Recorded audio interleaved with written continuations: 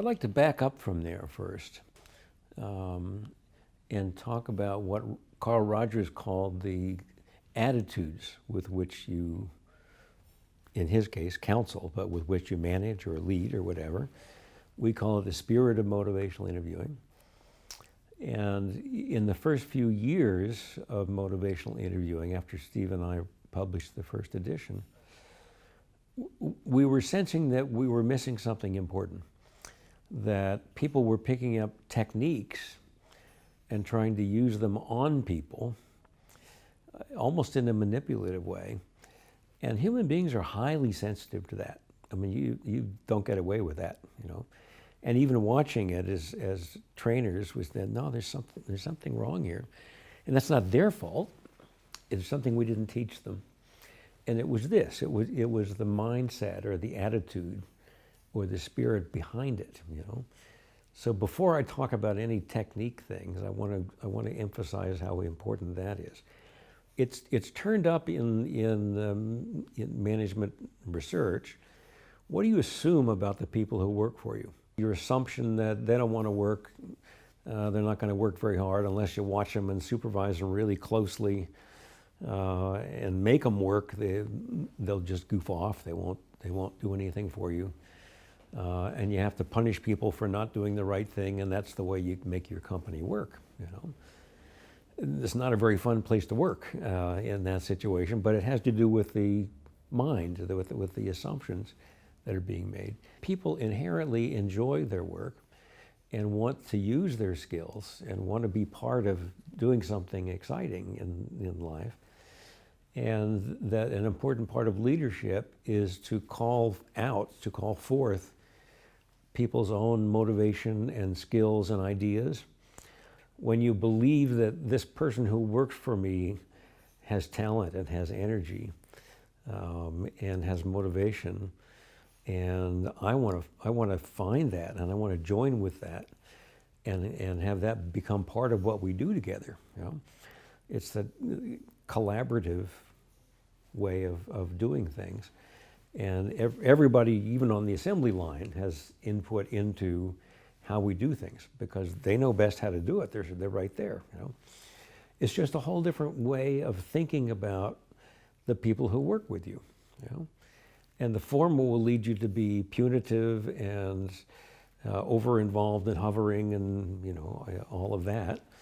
And the latter will lead you to be calling forth people's own talents and trusting them to do a good job and assuming that they will, you know, unless proven otherwise, that they will be doing a good job, and often getting their input into what their work is like and how we might be able to do things better here and things like that.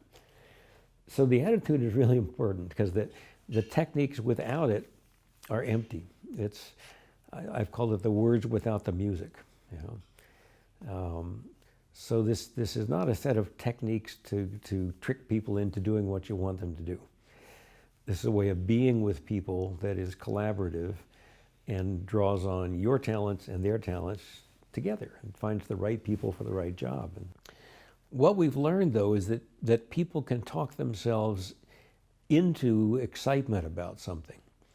They can talk themselves into making a change. They can talk themselves into commitment to a cause or a purpose or a company or whatever it is, because we hear ourselves talk. And if what I hear coming out of my own mouth is my ideas about how we could do things and my interest in our work together and my excitement about where it's going and so forth, I actually convince myself in the process. Whereas if someone is, and salespeople know this, if someone's trying to sell me something in a hard sell approach of this is what you need, my automatic reaction is no, I don't. You know, you tend to back away from what is somebody else's excitement and idea, but be drawn into what is your own excitement and idea. And so we have particular ways of finding out, asking, inviting people to say what it is that they're enthusiastic about, what it is they're excited about. Why would you like to work here? We ask in beginning interviews and hiring interviews. And we're kind of listening for that for the same kinds of reasons as well. Because you want intrinsic motivation, not fear to be driving what's going on, but intrinsic interest and self-direction to be guiding what's going on. Well, what change talk is then is certain kinds of speech that tend to move people in the direction of taking action or doing something. Right? And there are a lot of different forms of change talk, and they go with different kinds of verbs. One of them is desire, and every language on the face of the earth has a way of saying "I want," you know? "I wish." There's ability language. I could do that. I'm able to do that. Yep, I think that's possible for me. You know? The reasons language, and just need statements, urgency statements. I've got to do this. I need to do this. I have to do this. Yeah. I must do this. Those are the kinds of things we say that are talking ourselves in the direction of doing something, whether it's losing weight or changing jobs or whatever it is. We literally talk ourselves into it. And then there's commitment language, which is different, which is "I will." You know, when you ask someone to do something for you, you naturally listen very carefully to what they say in response, because it tells you whether it's going to happen or not, or at least how likely it is to happen. If you ask a person to do something for you and they say, "Well, I'm sorry, I can't," you know, it's not going to happen, probably. If they say, "I'll try," that sounds a little better, you know. Well, I think I might be able to do that for you. I'd like to do that for you. That's sounding pretty good.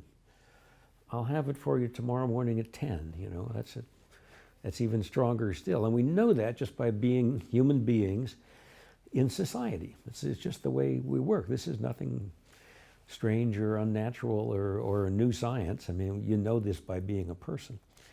But we've just kind of systematized it to be able to understand what change talk really sounds like, and that when you hear it, it's really important. So in motivational interviewing, we are asking questions in ways that invite people to give us their own change talk. You know, how would you like for things to be different? So instead of telling people what they should do, why they should do it, how important it is, how they ought to go about it, you know, you're asking them those things. And what a difference it makes. It's not just asking smart questions.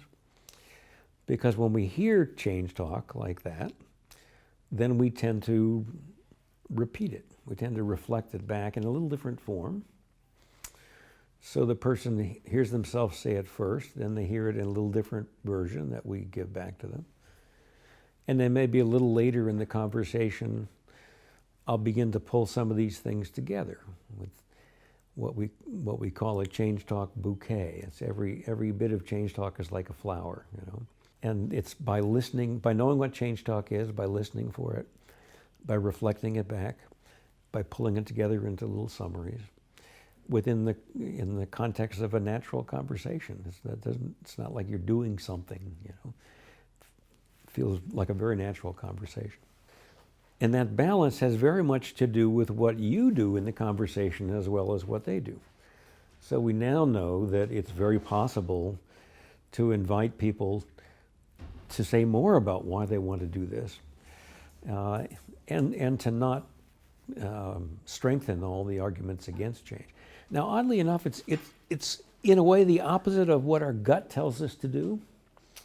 So that you know, as a healthcare person, if someone comes in who's smoking, my gut wants to lecture. I want to say, look, don't you know what smoking does to people in the long run, and how much it's costing you? I mean, why are you smoking? I mean, you really need to quit smoking. That is what feels like the right thing to do, and it's not. You know, it just isn't. In fact, it moves people in the wrong direction. Why is that is our first line of thought? I think it's the dominance thing.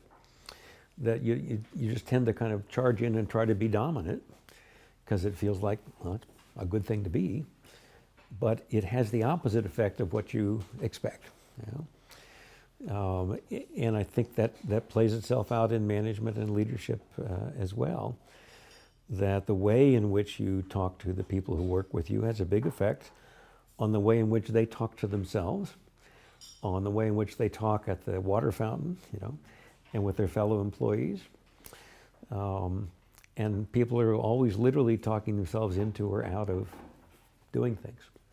I guess I want to also say that change talk is just a piece of what we've learned. I mean, it may not even apply in many situations. The listening skills, I think, are far more generalizable. And you may need a different way of thinking about language, but you certainly know as a leader that language matters, that what people say has meaning, and your job is to try to understand what that meaning is. That's what reflective listening is all about, to make sure you've got an accurate understanding of what the person is experiencing and telling you. So I don't want to overemphasize just one piece of this. There are a variety of things that we've learned over time. And we know that the spirit matters. We know that good listening skills matter.